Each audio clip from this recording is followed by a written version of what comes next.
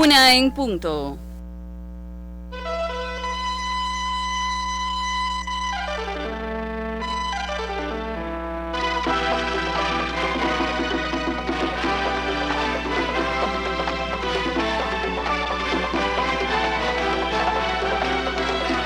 Noticiero Nacional de Radio.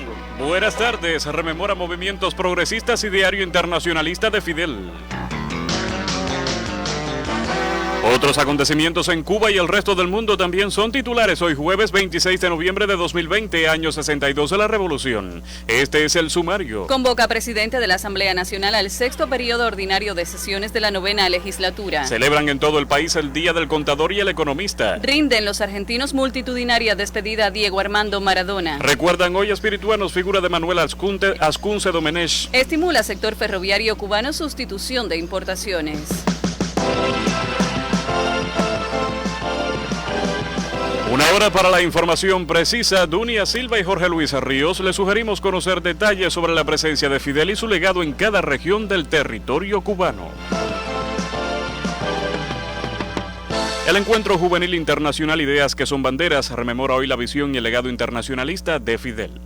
Con el Foro Especial de Paz continúa este jueves el Encuentro Juvenil Internacional Ideas que son Banderas, convocado por la Unión de Jóvenes Comunistas, sus organizaciones estudiantiles y movimientos juveniles. En su última jornada intervino Socorro Gómez, presidenta del Consejo Mundial por la Paz, quien dedicó sus palabras a reconocer que el pueblo cubano sigue dando ejemplo a la humanidad, no solo a través de las lecciones del comandante Fidel, sino también enfrentando las grandes dificultades provocadas por el bloqueo económico imperialista y con la profundización de su tradición solidaria. El Consejo Mundial de la Paz y todas las fuerzas amantes de la paz y la justicia tiene la más alta estima por el pueblo cubano y fortalece su solidaridad con ese pueblo fraternal. Al hacerlo nos inspiramos en el liderazgo y en el ejemplo del comandante Fidel, defensor ardiente de la solidaridad entre los pueblos en la lucha antiimperialista y por la paz. Lo recordamos vívidamente de sus palabras pronunciadas en reunión con el Consejo Mundial de la Paz en la década del 80. La paz es la condición primaria para que toda la humanidad, y no solo parte de ella, pueda desarrollarse y vivir de forma decente y digna. Son palabras inspiradoras de un líder que siempre estará en nuestras mentes y corazones. Desde Estados Unidos y en representación de la Brigada Venceremos, Malcolm Sachs desenmascaró la verdadera realidad de su país. En ese sentido señaló que su gobierno es culpable del asesinato de jóvenes negros en Estados Unidos, de la privación de la soberanía a las naciones indígenas. Cuestionó también que en la gran potencia económica 1 de 4 adultos no saben leer ni escribir. Yo creo que los últimos meses nos han demostrado que solamente la solidaridad nos puede salvar. El continente Henry Reed es prueba suficiente de eso. Y creo que más sectores de la población estadounidense, sobre todo los jóvenes, se están despertando a esa realidad.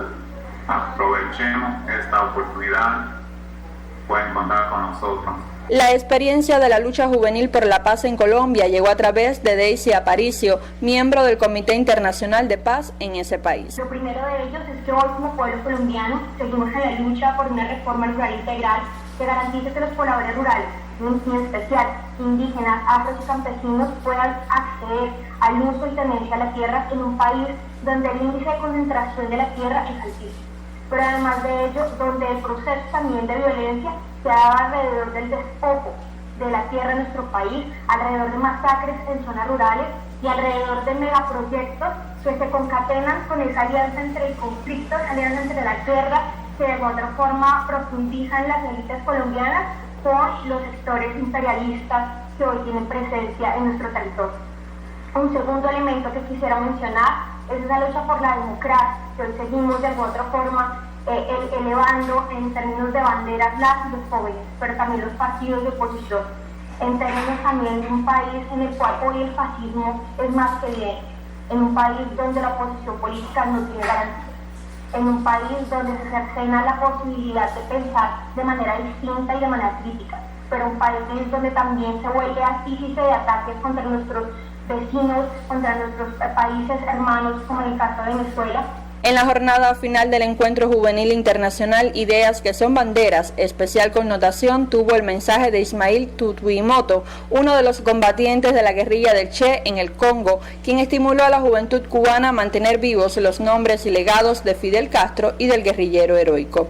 A modo de conclusión, Silvio Platero Irola, presidente del Movimiento Cubano por la Paz, reflexionó que es imposible la paz en un contexto marcado por desiguales intereses, al tiempo que destacó la histórica disposición del gobierno y pueblo cubanos para alcanzar la unidad latinoamericana y global. En tal contexto resulta imperativo que los jóvenes de nuestro continente hagan suyo el llamado a todas las organizaciones de paz y movimientos sociales, obreros, campesinos y estudiantiles a enarbolar la proclama de América Latina y el Caribe como zona de paz, como el compromiso más efectivo para combatir la política reaccionaria de los Estados Unidos y su instrumento de opresión, no solo en América Latina y el Caribe, sino a nivel global.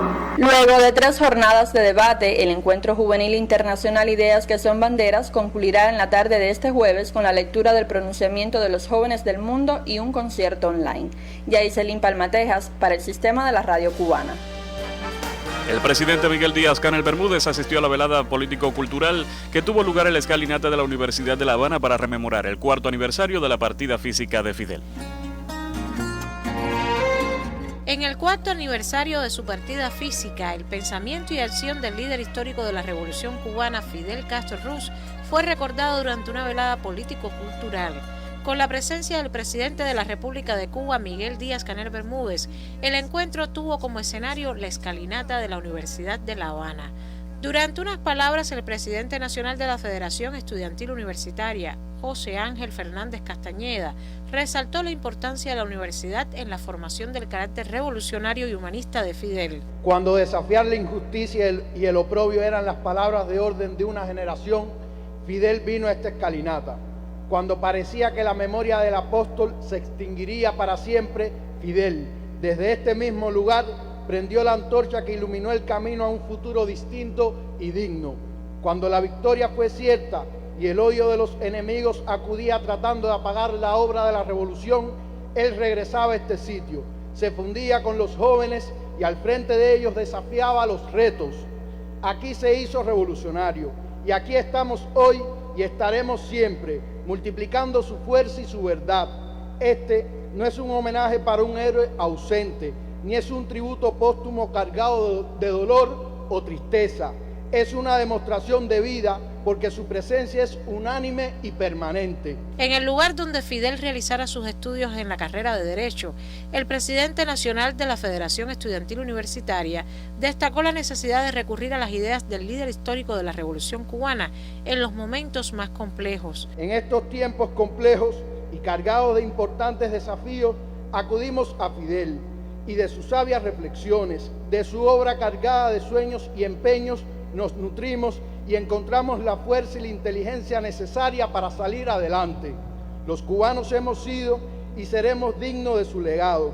En ningún momento se ha dejado de hacer lo que en cada momento ha sido necesario, con firmeza y sin pensar ni un segundo en la rendición o en traicionar la gloria de los que nos legaron como él y que comprendieron la importancia del deber y el sacrificio por el bien de Cuba. Ante la presencia de cientos de jóvenes universitarios, José Ángel Fernández Castañeda expresó que la juventud cubana ha sabido defender el legado del comandante en jefe. Hemos sido Fidel y lo seguiremos siendo, cada uno en su puesto, en su tarea, en su disposición de hacer el bien para Cuba y para el mundo. Allí donde se combate por la vida y nuestros médicos llevan salud y esperanza, está Fidel. Allí donde se deja el sudor en el surco para producir los alimentos que el pueblo necesita, está Fidel. Allí donde los estudiantes y jóvenes se convierten en protagonistas de su tiempo, está Fidel. Allí donde no se duerme en la trinchera con el fusil alerta, está Fidel. En nuestros laboratorios donde ciencia es vida, está Fidel. En el alma del artista comprometido y firme, está Fidel. En el aula siempre abierta, está Fidel. En el pecho del atleta junto a los colores de la bandera de la estrella solitaria, allí está Fidel. El canto del trovador Adrián Berazaí, la poesía recitada por la actriz Corina Mestre y las décimas de los repentistas Héctor y Aramis fueron algunas de las expresiones artísticas utilizadas para evocar el pensamiento y obra de un hombre universal. Aramishin, Mirta Guerra, para el Sistema de la Radio Cubana. Los trabajadores del Central Espirituano Uruguay recuerdan las múltiples visitas que realizara Fidel al ingenio. En la sala de historia del Central Uruguay del municipio espirituano de Jatibonico se respiran aires de verde olivo. Los fuertes nexos del guerrillero del tiempo con esta industria azucarera no mueren en la memoria de los testigos de las múltiples visitas de Fidel, tampoco en las jóvenes generaciones que siguen el legado del comandante. Aquí está la copa de cristal en la que el líder de la revolución tomó guarapo hasta la saciedad. Cuentan que el jefe probó 3 veces el dulce del azúcar de estos lares. En las paredes cuelgan fotos, reconocimientos y las cartas de Fidel a los trabajadores del Uruguay, muchas de ellas publicadas en la prensa nacional. Manolo González Rodríguez cuenta 50 años de su vida al ritmo de las potentes sirenas del ingenio. El entonces subdirector estuvo al lado de Fidel en aquella histórica visita del 6 de mayo de 1989. La visita del comandante siempre es muy impresionante, ¿no? Porque se le veía que tenía un dominio de todos los temas que existen en la vida normal, ¿no? La producción, la política, el comportamiento de las personas. Era, digo yo, un mago en eso, porque era capaz de interpretar todos esos fenómenos juntos, ¿no? Y realmente eso impresiona. Una de las cosas que sucedió en esa reunión fue una modificación de un plan que se venía estudiando de hacía rato, que era en la zona sur de Uruguay, donde se había programado construir otro central azucarero. Cuando él informó eso, él pidió opiniones, ¿no? Y una de las cuestiones que se le planteó, que ya nosotros habíamos asumido el incremento de la zafra de un ingenio. Planteamos que nosotros podíamos hacer otra vez lo mismo con el otro ingenio. Era más factible y más económico volver a ampliar a Uruguay. Entonces él planteaba que si un ingenio tan grande se podía poner en marcha eficientemente. Y nosotros una de las cosas que dijimos, mire, comandante, los brasileños hacen 300.000 toneladas de azúcar en un ingenio en la zafra. Nosotros no somos menos que ellos. Y la conclusión fue no hacer el ingenio y volver a ampliar Uruguay. Eso es uno de los hechos que creo yo que modificó hasta la línea que se había pensado en hacer, ¿no? Porque él razonaba muy rápido. Rápidamente se dio cuenta que era mucho más económico, más factible. En estos lares no son pocos quienes aseguran que el Uruguay era la niña bonita de Fidel. Incluso la prensa espirituana ha reseñado que el comandante se enamoró de esta fábrica de azúcar. Aquí venía mucho Pepín Naranjo y siempre transmitía los saludos del comandante y el interés por este ingenio, ¿no? Y qué proyecciones tenían y cómo se iba y cómo era la eficiencia. ¿Se sienten orgullosos los azucareros del Uruguay por la conexión con Fidel? Como no, eso es indudable. Todavía se recuerdan todas las épocas en que estuvo aquí el comandante, las producciones que sorprendieron al comandante y al país, ¿no? Porque nunca se habían logrado. Y bueno, todo eso siempre alentaba a la gente a seguir esforzándose. En el coloso jatiboniquense, la imagen y la memoria de Fidel está en todas partes, en las paredes y en el alma de su gente. Oscar Salavarría Martínez, por el Sistema Nacional de la Radio Cubana. Están en sintonía con el Noticiero Nacional de Radio. Transmitimos por AM, FM, onda corta en tiempo real en Internet y en vivo por nuestra página en Facebook. Las frecuencias cubanas al servicio de la información, al servicio de la verdad. 1:14. El anticipo de otro tema que también será noticia.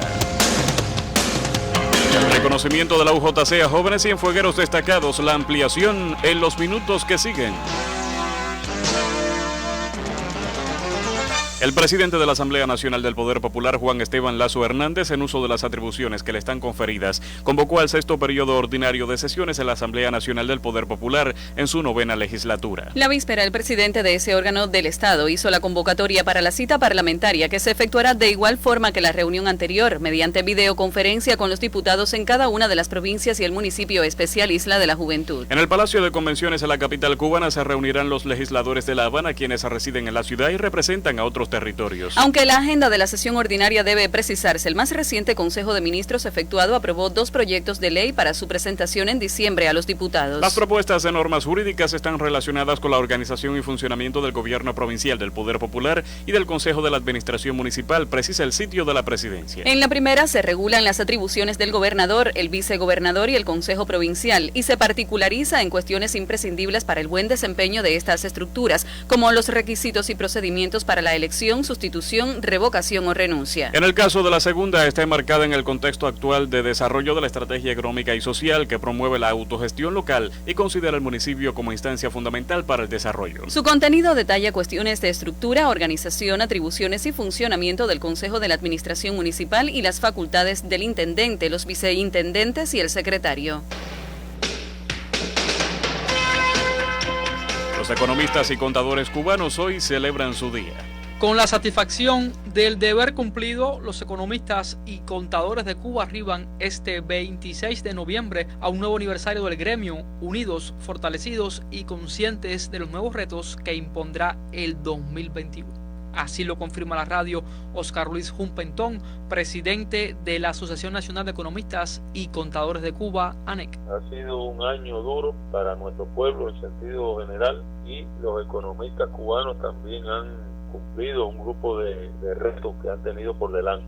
En ese sentido, se ha estado trabajando intensamente en la construcción de la contabilidad, en la prestación de servicios que son de primera necesidad para la población, en el pago de salarios, garantías salariales a los trabajadores, en el control de los recursos materiales y financieros, asesoramiento a directivos y funcionarios, así como muchas otras tareas relacionadas con la investigación científica, de las cuales han salido propuestas novedosas para dar soluciones a muchísimos problemas que hoy tiene la actualización del modelo económico y social cubano. Su aporte en este contexto de perfeccionamiento económico es innegable. Los economistas y contadores de nuestra asociación tendrán que seguir trabajando en la capacitación, en la investigación, en hacer propuestas a la implementación de los lineamientos y sobre todo, Giordani, va a ser muy importante cuánto podamos aportar a las diferentes políticas públicas que van a irse aprobando en el país. A los economistas y contadores se les pide un esfuerzo extra. Y esto va a demandar también de nuestro gremio un esfuerzo adicional para que la tarea salga bien, pueda cumplir los objetivos que se ha trazado la misma. La ANEC posee hoy más de 83.000 miembros asociados en 5.500 secciones de base a lo largo y ancho del país. Este periodo ha fortalecido el trabajo de la asociación, han aparecido nuevos escenarios que se han enfrentado con métodos diferentes de trabajo.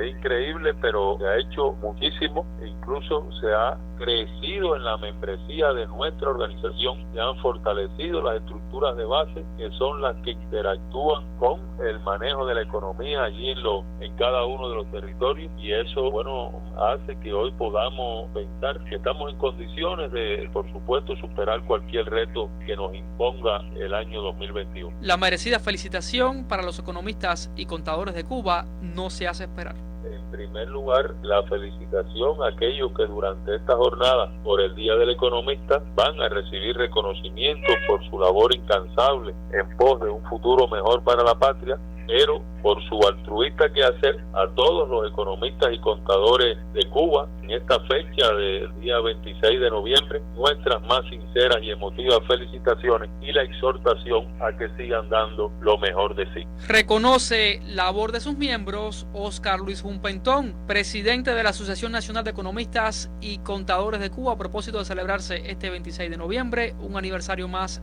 del gremio. Soy Osdani Morejón desde Radio Vitral y para el sistema de la radio cubana. 1:19.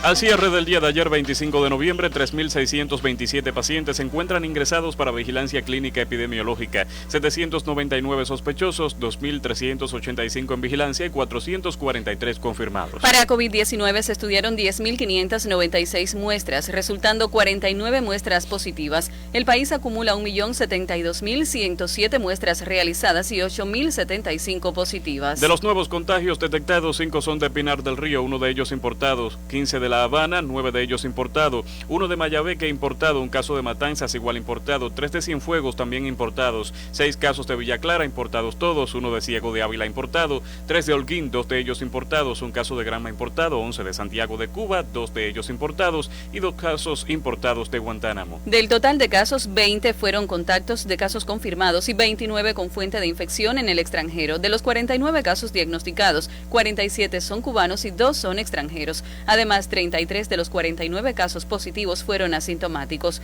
De los 8.075 pacientes diagnosticados con la enfermedad, 443 se mantienen ingresados confirmados, 441 con evolución clínica estable. Se reportan 133 fallecidos, ninguno en el día, 2 evacuados, 27 altas del día. Se acumulan 7.497 pacientes recuperados y 2 pacientes en cuidados intensivos, 1 crítico y 1 grave. En Ciego de Ávila se desarrolla una nueva campaña de vacunación antipolio. Más de 17.000 infantes de esta provincia de Ciego de Ávila son inmunizados contra la poliomielitis en la segunda etapa de la campaña 59 de vacunación que se lleva a cabo en el país desde el pasado 28 de noviembre con los protocolos de bioseguridad de la COVID-19. Jixi González Borroto, jefa del programa de inmunización del Centro Provincial de Higiene y Epidemiología en el territorio avileño, destacó que para nuestro sistema de salud es vital la protección de nuestros niños contra enfermedades como la poliomielitis. Como usted bien acaba de mencionar, todo el territorio nacional a partir del día 23 hasta el 28 se inició la segunda etapa de la 59 campaña de vacunación antipoliomielítica. Esta provincia tiene todas las condiciones creadas para que estos niños que recibieron la primera dosis en el mes de marzo del 2 al 7 que se desarrolló esta segunda dosis, con todas las condiciones higiénicas sanitarias en cada punto de vacunación establecido, al igual que los niños de 9 años que van a recibir una dosis de reactivación. En la semana del 30 al 5 de diciembre se realizará la recuperación de los niños que se encuentran enfermos en esta semana donde se está desarrollando esta campaña de vacunación. Jixi, ¿cómo llega el personal de la salud a los lugares apartados de la provincia? Al igual que en las otras campañas de vacunación que se han estado desarrollando durante todos los años, el personal de la salud, cumpliendo todas las condiciones de cadena de frío, puntos de vacunación, que siempre se ha realizado otras vacunas. Y entonces estos niños acuden ahí, reciben sus boticas y se cumplen todas las medidas. En el caso de las medidas higiénicas sanitarias, nos encontramos en fase de pandemia. ¿Qué medidas han adoptado ustedes? Como le mencionaba anteriormente, está establecido en los puntos de vacunación locales para que los niños, después que reciban estas boticas, entonces estén durante 1 hora en el proceso de observación y con el distanciamiento que conlleva en esta fase. Inmunizan a niños avileños contra la poliomielitis. Luis Falcón Saavedra, Noticiero Nacional de Radio. Única de su tipo en Cuba, la empresa Laboratorio Farmacéutico Líquidos Orales Medilip, radicada en Bayamo, sufre en diferentes aspectos las limitaciones que impone el bloqueo de Estados Unidos contra nuestro país. La entidad elabora en estos momentos unos 46 productos que forman parte del cuadro básico nacional de medicamentos, entre ellos varios de alta demanda a nivel de país. El director adjunto de Medilip, Danilo Toledo Benítez, informó que algunas de las materias primas más deficitarias han sido ergocalciferol, propilenglicol y glicerina, con las consecuentes afectaciones para las vitaminas A y D y otros muchos preparados. parados. De forma general, las líneas productivas de la industria sienten con más fuerza este año los embates del bloqueo y el pueblo lo ha sufrido en la farmacia, donde también faltaron otras medicinas muy populares como permetrina, iodopovidona y domperidona. Toledo Benítez además resaltó que el futuro se compromete igualmente cuando las distancias o las distintas carencias retrasan estudios de estabilidad, ensayos o investigaciones dirigidas a sacar al mercado nuevos surtidos, como la dipirona en gotas y una solución oral para tratar la litiasis renal, esta última entre los más recientes proyectos de Medellín. Muchos creen y erróneamente suelen esgrimir que el bloqueo no existe y, por ejemplo, en nuestra área geográfica, un equipo de alta tecnología cuesta entre $10,000 y $12,000 y, sin embargo, Cuba se ve obligada a comprarlo en Europa a través de terceros a unos 36,000 euros. Jóvenes destacados cienfuegueros fueron reconocidos por la Unión de Jóvenes Comunistas. Ana Luisa García, de 23 años de edad y recién graduada de licenciatura en Derecho en la Universidad Carlos Rafael Rodríguez de Cienfuegos, nunca olvidará este momento cuando se convirtió en uno de los más de 100,000 cubanos de los diversos sectores de la sociedad que recibió la distinción Jóvenes por la Vida. En su mente quedan para siempre las tareas de impacto realizadas a lo largo de 5 años de estudios y asegura fueron muchas las acciones que le valieron el reconocimiento de Jóvenes por la Vida puesto en sus manos en presencia del secretario de la Unión de Jóvenes Comunistas del país, Diosdani Acosta Abrahantes. El instinto genuino que ya le advierte.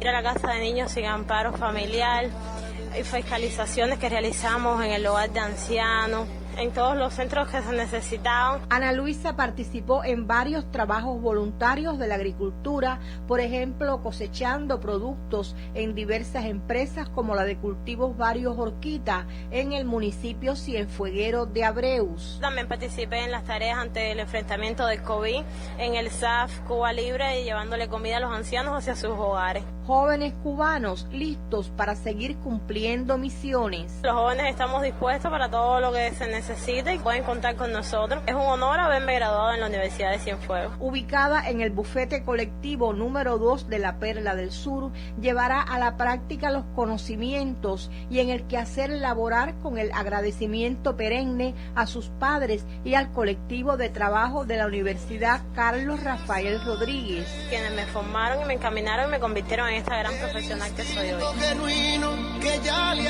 Ana Luisa, uno de los más de 100,000 jóvenes por la vida.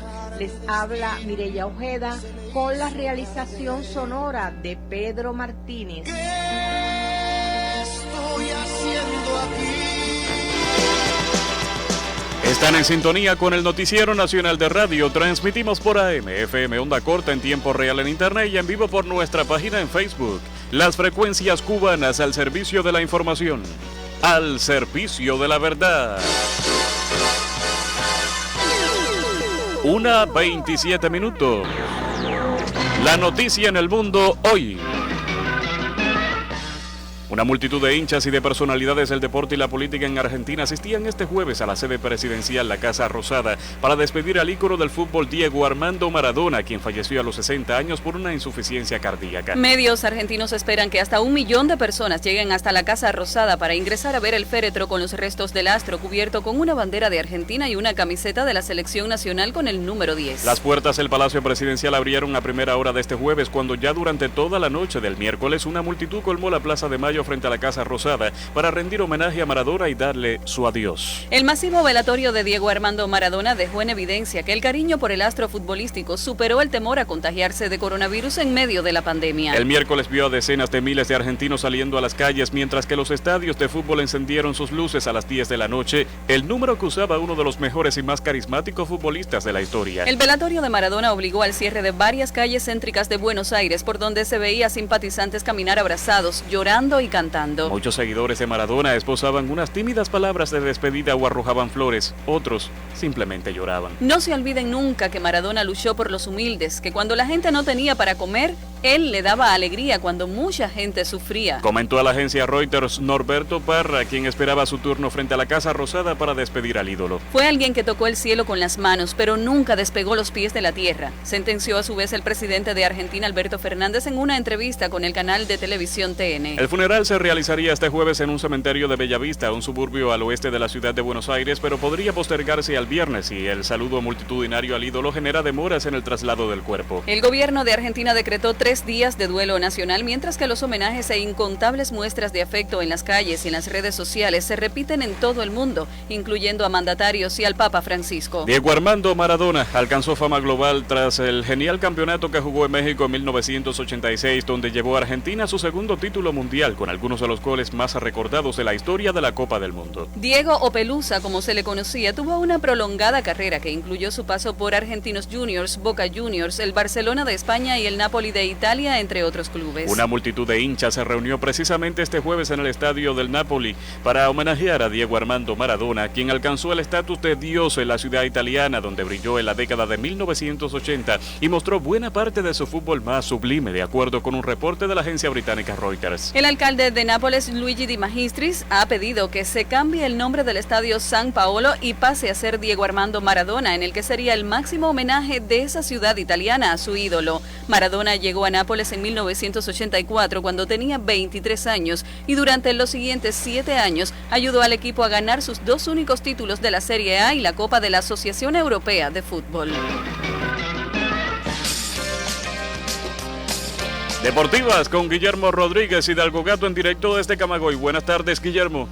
Todo está listo en esta ciudad de Camagüey para la realización del match de retadores del boxeo cubano, que tendrá lugar este viernes a las 8 de la noche en el Palacio de los Deportes Rafael Fortún. En la mañana de este jueves tuvo lugar la conferencia de prensa del evento, el cual no se realizaba desde el año 2011. En el intercambio con los periodistas, el presidente de la Federación Cubana de la Disciplina, Alberto Puig de la Barca, agradeció a las autoridades de esta provincia por la acogida que les han dado a los atletas en los últimos meses. Puig de la Barca manifestó que aunque este evento cuenta a la hora de conformar el equipo para el preolímpico, no será la única competencia que tendrán los boxeadores antes del mes de mayo, fecha pactada para el clasificatorio de las Américas y que tendrá lugar en Buenos Aires, Argentina. Tenemos previsto que de este match de retadores se comiencen a ubicar los puestos entre, sobre todo, las primeras figuras de cada división, puestos que hay que defenderlo y ratificarlo durante varios eventos que vamos a tener próximamente. El también comisionado nacional de boxeo se refirió a la ausencia del campeón mundial Erislandi Sabón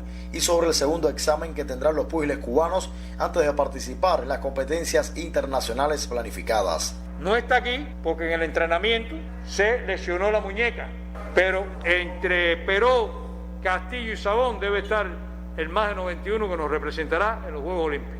Terminado este evento, los atletas siguen entrenando. Y tenemos un corte de la preparación en el mes de diciembre, que lo vamos a hacer en un todos contra todos en la Escuela Nacional de Boxeo. Alberto Puig aclaró que algún atleta logre su clasificación en el mes de mayo para los Juegos Olímpicos, como quiera que obtiene el cupo el hombre y no la división, y se enferma o comete una indisciplina, otro púgil puede ir al clasificatorio mundial y conseguir el boleto. En el caso del boxeo, en mayo clasifica el hombre, pero si por determinada razón un hombre se enferma o se enferma su disciplina en su preparación, hacemos dejación y llevamos otro hombre en junio al campeonato clasificatorio mundial. Ahora, y este concepto que le expliqué lo tienen claro los atletas, para que nadie se sienta sembrado. Ya yo clasifiqué en mayo, ¿no? Clasificaste en mayo, pero si vas a ir a entrenar, mandamos otro. Participa el presidente de la Federación Cubana de Boxeo, Alberto Puig de la Barca, en la conferencia de prensa del match de retadores que tendrá lugar este viernes en la ciudad de Camagüey. Guillermo Rodríguez, Hidalgo Gato, Deportes, Noticiero Nacional de Radio. En respuesta al llamado a votar por los mejores y más capaces entre sus compañeros de aula y escuela, los pioneros cubanos realizan hoy su proceso electoral en los colectivos de primaria, secundaria básica y la educación especial de la parte mayor del país. La miembro del Buró Nacional de la Unión de Jóvenes Comunistas y presidenta de la Organización de Pioneros José Martí, Rosa María Ramírez, explicó que mediante el voto público y directo, los pioneros José Martí de cuarto a sexto grados seleccionarán al jefe y demás miembros de los consejos de destacamento y colectivo, mientras en secundaria básica la votación será directa y secreta. Plata. Destacó que este año, para facilitar el distanciamiento físico, la votación para los cargos de nivel de colectivo se hará por grados, y en las escuelas donde eso no sea posible, los candidatos irán con los guías de aula en aula, donde los pioneros elegirán a mano alzada, y al final del recorrido se hará el cómputo de los votos. La dirigente de los pioneros confirmó que ante la situación epidemiológica no se realizarán en varias provincias, entre ellas La Habana, Ciego de Ávila, Santi Espíritus y Pinar del Río. Sin embargo, aclaró que donde se celebren las elecciones, el gran reto será seleccionar a los que dirigen el funcionamiento de la organización en los destacamentos y colectivos pioneriles. Recalcó que la jornada pondrá a prueba la madurez y el sentido de responsabilidad de cada pionero y su comprensión de la necesidad, la significación y el alcance de ejercer conscientemente el derecho a elegir y ser elegido. En el municipio camagüeyano de Minas hoy cierra la Semana de la Cultura, donde se resaltó la actuación de Ignacio Agramonte en la reunión del Paradero de las Minas, reconocida por Fidel.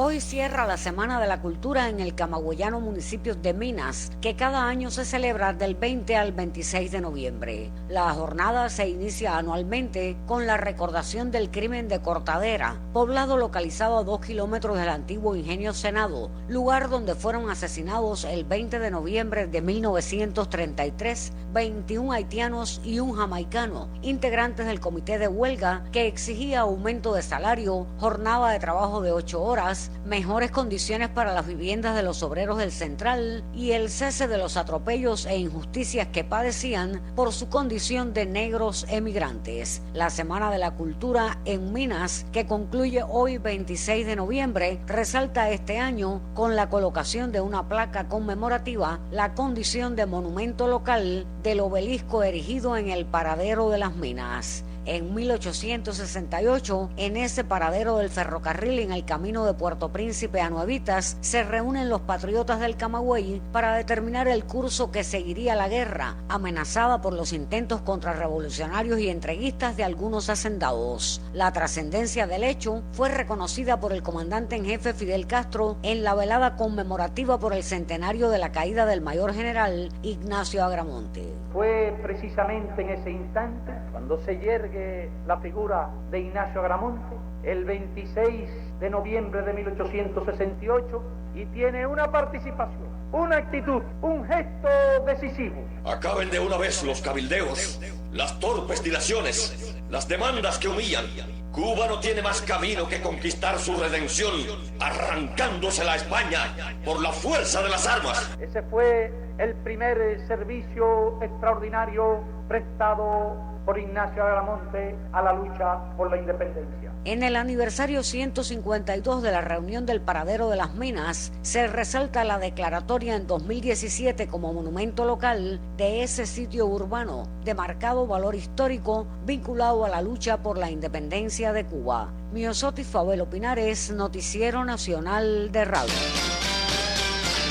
Los guantanameros recuerdan hoy las 25 visitas que realizó Fidel a su provincia. Desde casi el mismo triunfo del 1 de enero de 1959, no solo la presencia física, sino también el pensamiento y obra revolucionaria del comandante en jefe Fidel Castro Ruz ha estado y estará en el corazón y el actuar de los guantanameros en defensa de la revolución. Sus más de 25 visitas al actual territorio de la provincia de Guantánamo, durante las que intercambió con maestros, otros intelectuales, trabajadores de diferentes sectores y campesinos de las montañas, las inició el 3 de febrero de 1959, precisamente por esta ciudad capital provincial más al oriente de Cuba, también llamada del Guaso. Para el realizador de televisión e investigador histórico Ramón Ortiz, en esta ocasión Fidel puso de manifiesto su espíritu invencible y la extraordinaria voluntad de venir a encontrarse con el pueblo guantanamero, pues no pudo hacerlo a través de la Caravana de la Libertad. Fidel llega en día de una intensa actividad política, donde él incluso lo dice en su discurso: apenas he dormido por estos días. Y venía de la mina de Charco Redondo, en la atribución de la Sierra Maestra, de echar un discurso de 2 de la mañana a 5 de la mañana. Hoy, cuando se cumplen 4 años de la desaparición física del comandante en jefe Fidel Castro Ruz, el director de televisión e investigador histórico Ramón Ortiz recuerda cómo desde Guantánamo y en un discurso improvisado establecía ya una máxima estratégica en la dirección política del país de actual vigencia. Nosotros debemos regresar al pueblo constantemente. Debemos estar regresando al pueblo para oír al pueblo, para seguir pensando y sintiendo junto al pueblo. Antonio Marrero, Noticiero Nacional de Radio. La mesa redonda de este jueves contará con la participación de dirigentes a la Federación de Mujeres Cubanas y especialistas en el tema, quienes comparecerán en el contexto de la Jornada Cubana de Lucha contra la Violencia de Género. Cubavisión Internacional, Canal Caribe, Radio Rebelde, Radio Habana Cuba, las páginas de Facebook de la Mesa Redonda, Cuba Debate y la Presidencia y los canales de YouTube de la Mesa Redonda y la Presidencia transmitirán este programa a partir de las 7 de la noche y el canal educativo lo retransmitirá al cierre de su programación. Aislados chubascos y lluvias pronostica el Instituto de Meteorología. Los argumentos ahora con la máster en ciencias, Ginelis Bermúdez. Ginelis, buenas tardes. Gracias y tengan todos buenas tardes. Se mantiene sobre Cuba la marcada influencia de las altas presiones migratorias, generando condiciones de estabilidad atmosférica en el área con muy baja probabilidad de lluvias. Solo ocurren aislados chubascos y de manera ocasional en zonas de la costa norte de la región oriental del país y con acumulados poco significativos. No superan los 4 milímetros de la estación meteorológica de Jamal en la provincia de Guantánamo. El pronóstico del tiempo para hoy, con poca variación, estará parcialmente nublado y se nublará en zonas de la costa norte de la región oriental con la ocurrencia de algunos chubascos y lluvias que serán muy escasos en el resto del país. Las temperaturas máximas con valores entre 28 y 31 grados Celsius y en la noche las temperaturas entre 22 y 25 grados. Los vientos soplarán del este en la región occidental y del nordeste al este en el resto del país entre 10 y 25 kilómetros por hora. Habrá marejadas en la costa norte oriental, oleaje desde Punta de Maicía hasta Cabo Cruz y poco oleaje en el resto de las costas. En resumen, para hoy un día fresco con algunos chubascos y lluvias en zonas de la costa norte de la región oriental. Ginelis Bermúdez, Noticiero Nacional de Radio. 1:40. El Tribunal Supremo Popular ratificó la sanción conjunta de privación perpetua de libertad impuesta a un ciudadano responsable del asesinato de un policía en junio pasado y otros delitos. Según refleja el diario Granma, la sentencia fue dictada en correspondencia con las pruebas presentadas en el juicio oral y público realizado los días 17 y 18 de septiembre. El ciudadano Yusniel Tirado, responsable de los delitos de asesinato, tentativa de asesinato, robo con violencia en las personas, portación y tenencia ilegal de armas, hurto y daños, durante los sucesos acaecidos en la subestación de la Policía Nacional Revolucionaria en el poblado habanero de Calabazar. En correspondencia con la extraordinaria gravedad del suceso, su repercusión social y características personales del encartado, se le impuso como sanción conjunta la privación perpetua de libertad. Una segunda persona involucrada en los hechos, Alejandro Ramos, cuya participación no tuvo la relevancia del anterior, recibió una sanción conjunta de 1 año de privación de libertad al ser responsable de los ilícitos de portación y tenencia ilegal de armas e incumplimiento del deber de denunciar. El pasado 5 de junio, en las primeras horas, Tirado irrumpió la estación o en la subestación de la PNR de Calabazar, donde asesinó con arma blanca al primer teniente Joannis Rodríguez, de 34 años de edad, lesionó de gravedad al suboficial Georvis Ley, de 30 años, e hirió al primer suboficial Ariel Rojas, de 48 años. 5 horas después de los hechos, fuerzas conjuntas del Ministerio del Interior y actores de la comunidad ubicaron y capturaron al autor y se le ocupó el arma sustraída. La empresa de ómnibus escolares de Granma recibió la bandera de proeza laboral. Luis Osorio Morales es un experimentado chofer granmense que ha estado trabajando en el enfrentamiento a la COVID-19. Los primeros días que yo llegué ahí yo me sentí incómodo por el problema que la enfermedad es una enfermedad que se pega de cualquier cosa, ¿tú me entiendes? Nosotros andábamos así, nos ayudaron y andábamos forrados completo, pero de que tuve temor sí lo tuve. Ya después me fui relajando poco a poco según fueron pasando los días y salimos perfectamente bien. Ahora cuenta que trabajaron sin horario a la hora que lo necesitaran y siente la satisfacción junto al resto de sus compañeros de haber contribuido a que Ómnibus Escolares Granma recibiera la bandera de proeza laboral. Fue relevante el enfrentamiento a la COVID-19 sin abandonar el cumplimiento de otras labores esenciales. Se destacó cuando el colectivo se reunió para recibir el reconocimiento al que asistió Lester Ramírez Capote. Ramírez Capote es el director nacional de la empresa de ómnibus escolares y reconoce en el colectivo granmense la actitud, la consagración y el resultado de un gran número de trabajadores de todo el país ante la pandemia. La empresa de transporte escolar a nivel nacional, desde el día 23, como se dijo, nosotros comenzamos con alrededor de 435 medios a nivel nacional. Y esto en el mes de marzo, y ya en el mes de abril habríamos incrementado a alrededor de 800 medios. y a partir del mes de junio la empresa trabajaba diario asegurando todo lo que se demandó por salud pública y otras entidades de alrededor de 1.100 a 1.200 carros. Y esto fue en todas las provincias donde había COVID y en otras. Y por eso, como se decía, nosotros alrededor de 2.000 trabajadores escolares de los 4.909 que tenemos hoy estuvieron involucrados en esto. Unos como choferes, la mayoría, y otros en el aseguramiento a estos choferes para poder darle continuidad al trabajo.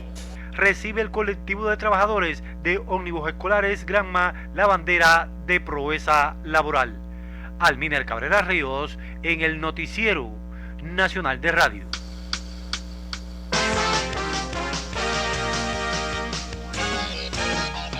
Los espirituanos resaltan hoy la figura de Manuel Ascunce y Pedro la Antigua.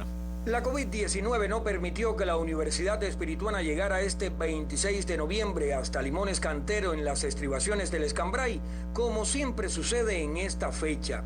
Sin embargo, no hay obstáculo que impida el perenne homenaje al adolescente Manuel Ascunce Domenech y al campesino miliciano Pedro la Antigua, asesinados hace 59 años por bandas contrarrevolucionarias.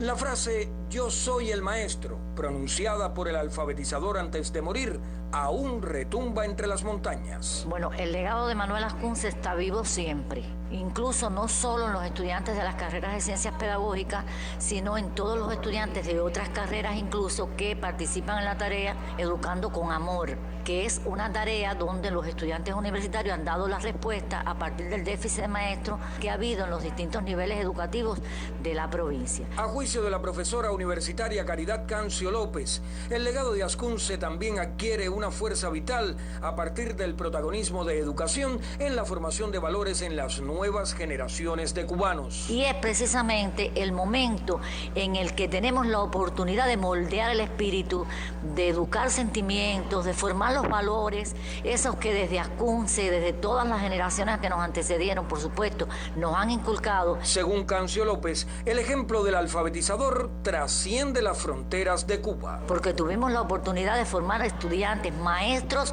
para 17 países del mundo, de 17 nacionalidades diferentes de todos los continentes.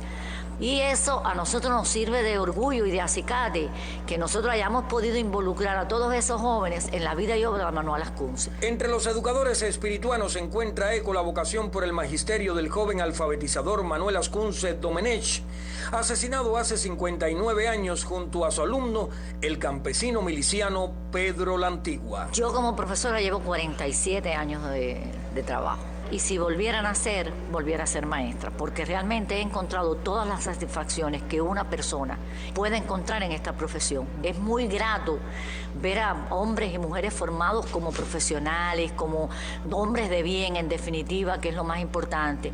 Y eso para mí es una satisfacción que no tiene precio. Perenne homenaje en Santi Spíritus a Manuel Ascunce y Pedro la Antigua. Desde la tierra del Yayabo, Juan Carlos Castellón, por el sistema de la radio cubana.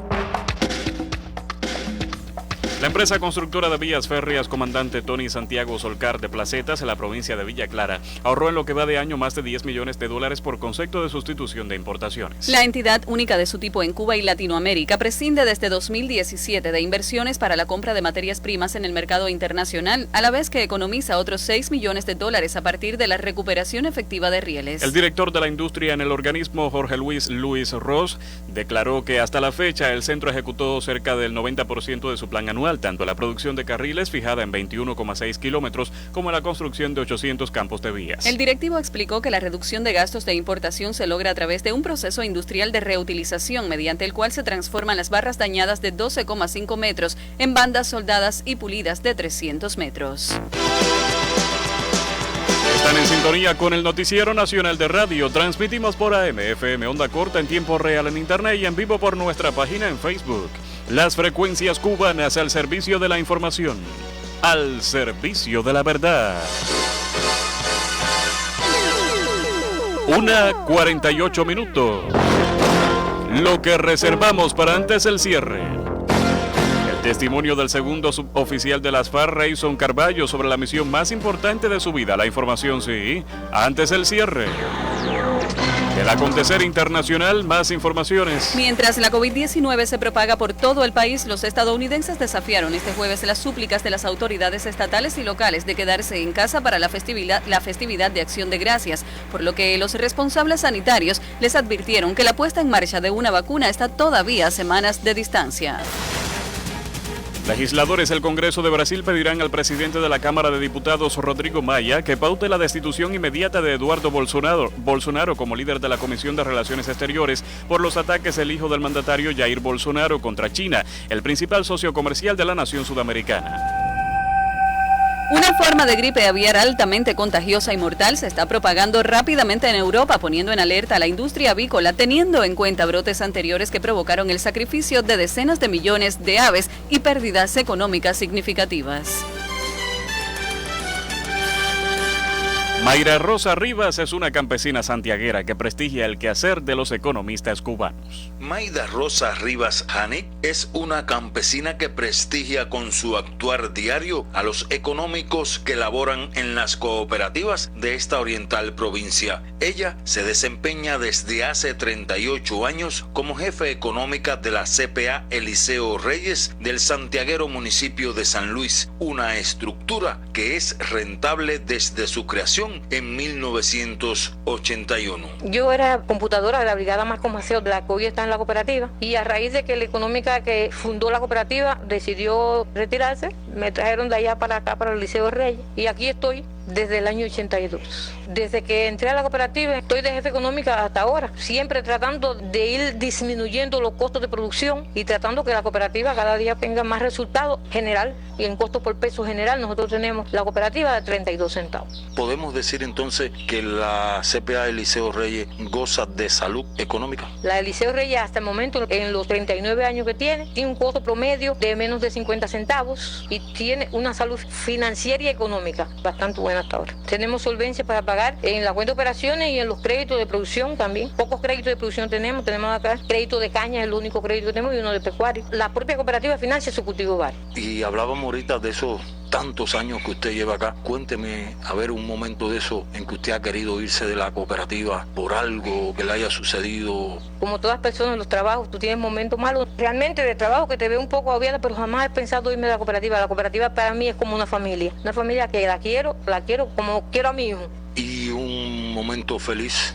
Los momentos más felices que he tenido en la cooperativa, creo que todo momento, porque he visto mi cooperativa rentable desde que se fundó. Hemos tenido resultados en las producciones, y cuando mis cooperativistas al final del año han cogido más de 5,000 pesos en los resultados económicos al final del año, que lo veo contento a ellos, y ese es el momento más feliz de mi vida. ¿Y qué tiene que hacer una económica o económico para mantener la rentabilidad de una cooperativa? Primero es trabajar, controlar y hacer lo que le corresponde al económico en el pedacito donde se encuentra, que es lo que he hecho hasta ahora. ¿Le satisface haber estado tanto tiempo en la cooperativa? Me siento feliz, como bien decía antes, es una familia para mí. ¿Y Serpa? ¿Qué significa para usted? Serpa para mí significa el gran amigo, un padre, porque es de la persona que siente la cooperativa tanto como yo. Entramos juntos en la cooperativa y el otro día me decía, nos vamos juntos, entramos juntos y nos vamos juntos, porque él también quiere la cooperativa como a él mismo.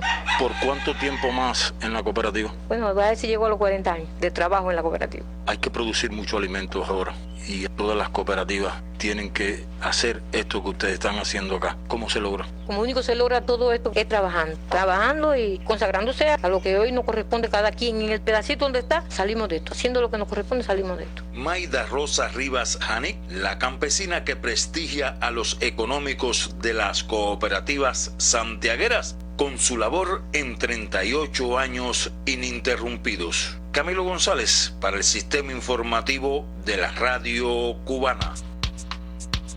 Del acontecer cultural cubano.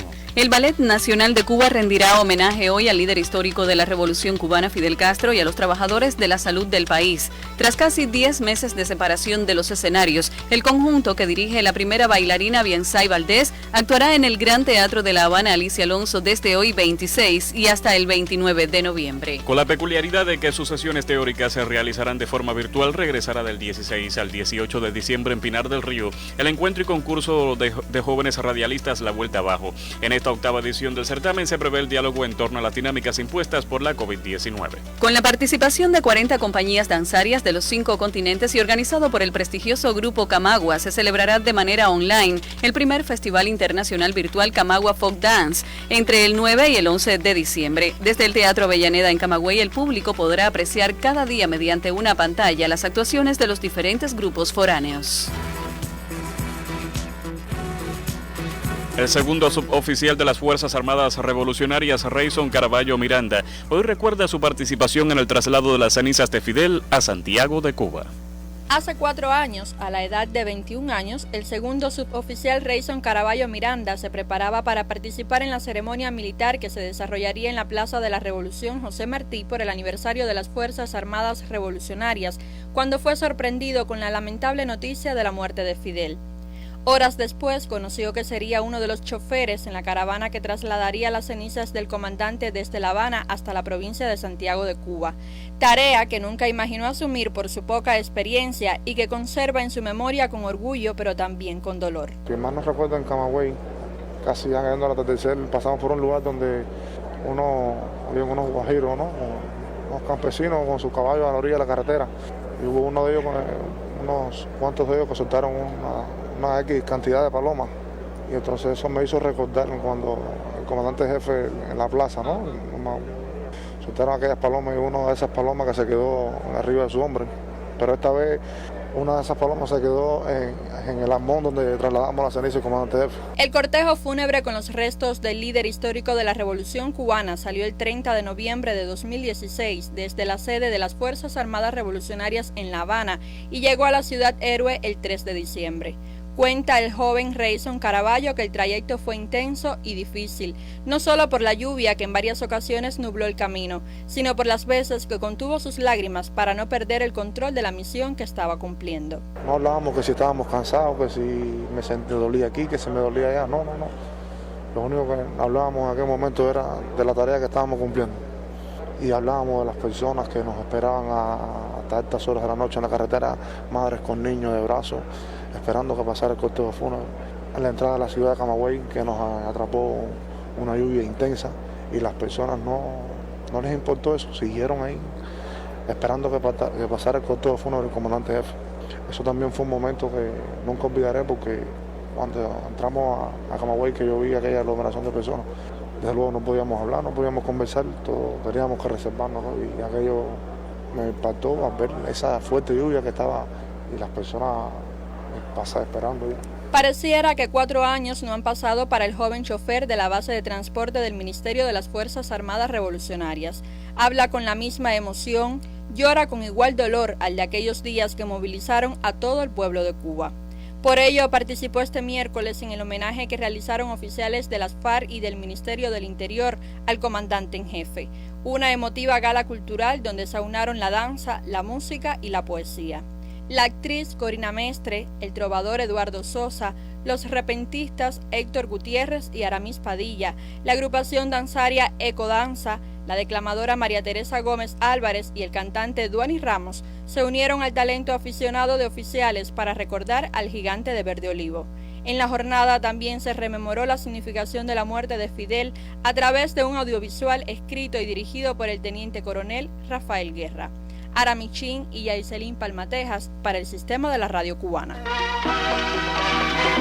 Fueron titulares en esta emisión. La rememoración por movimientos progresistas del ideario internacionalista de Fidel. La convocatoria del presidente de la Asamblea Nacional al 6º periodo ordinario de sesiones de la 9ª legislatura. La celebración en todo el país del Día del Contador y el Economista. La multitudinaria despedida de los argentinos a Diego Armando Maradona. El recordatorio hoy por los espirituanos de la figura de Manuel Ascunce. La estimulación del sector ferroviario cubano a la sustitución de importaciones. Y la presencia de Fidel y su legado en cada región del territorio cubano. Trabajamos en esta emisión Luis Lino Hernández, Omar Suárez y Luis Jesús González en la redacción. Francisco Estenos y André Chan en la asistencia. Voces informativas Dunia Silva y Jorge Luis Ríos. Realización de sonidos y dirección general Joan Luis García. La verdad se dice así. Noticiero Nacional de Radio.